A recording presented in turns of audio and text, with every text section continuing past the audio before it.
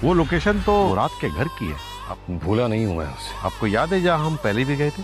मैं भी आ रहा हूँ, चलते हैं शाहनवाज के घर। मैं अपनी बहन की खुशी चाहता हूँ। पप्पू आप बेशक असद की अम्मी को कॉल कर ले।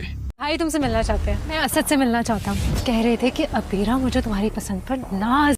इस बार मैं जाने के लिए नहीं आया। शान से नाम है इसका, भतीजी का मामला है, शायद आपको मालूम नहीं था। एपिसोड 15 की शुरुआत अस्पताल के उस कमरे से होती है जहां घायल और रहस्यमय लड़की अब भी जिंदगी और मौत के बीच जंग लड़ रही होती है। डॉक्टर बताते हैं कि उसके सिर पर किसी भारी लोहे की चीज से वार किया गया था और अगर जल्द ऑपरेशन नहीं हुआ तो उसे बचाना मुश्किल हो जाएगा। दूसरी तरफ पुलिस उसकी पहचान पता लगाने के लिए हर संभव कोशिश कर रही होती है, लेकिन कोई ठोस सुराग हाथ नहीं लगता। तभी एक पुराना फोन रिकॉर्ड जांच अधिकारियों के हाथ लगता है जिसमें एक ऐसा नंबर सामने आता है जिससे वो लड़की दिन रात संपर्क में रहती थी। जैसे ही उस नंबर की जांच शुरू होती है, कहानी अचानक एक नए मोड़ पर पहुंच जाती है। उधर अबीरा और आसद की तस्वीरें पूरे परिवार के सामने आने के बाद घर में तूफान मच चुका है। रईस गुस्से में अबीरा को घर से बाहर निकलने, यूनिवर्सिटी जाने और यहाँ तक कि फोन इस्तेमाल करने से भी रोक देता है। अबीरा लाख समझाने की कोशिश करती है कि उसने कोई गुनाह नहीं किया, वो सिर्फ अपने प्यार को सही वक्त पर परिवार के सामने लाना चाहती थी, लेकिन रईस उसकी एक भी बात सुनने को तैयार नहीं होता। दूसरी ओर आसद लगातार अबीरा से संपर्क करने की कोशिश करता है,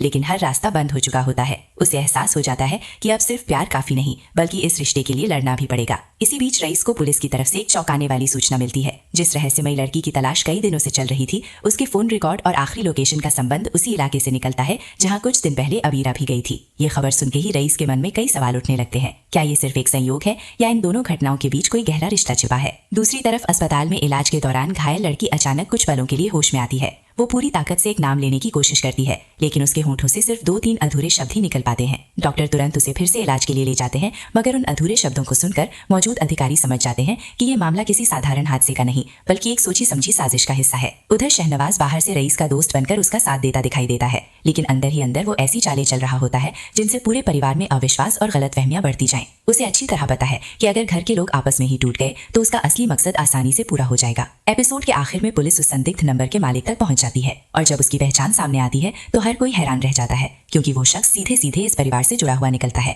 अब सबसे बड़ा सवाल यही है कि आखिर उस घायल लड़की का इस परिवार से क्या रिश्ता है, उसने आखिरी बार किसे देखा था और क्या अबीरा और आसद का प्यार इस नए रहस्य की भेंट चढ़ जाएगा? इन सभी सवालों के जवाब कहानी के अगले एपिसोड में सामने आएंगे।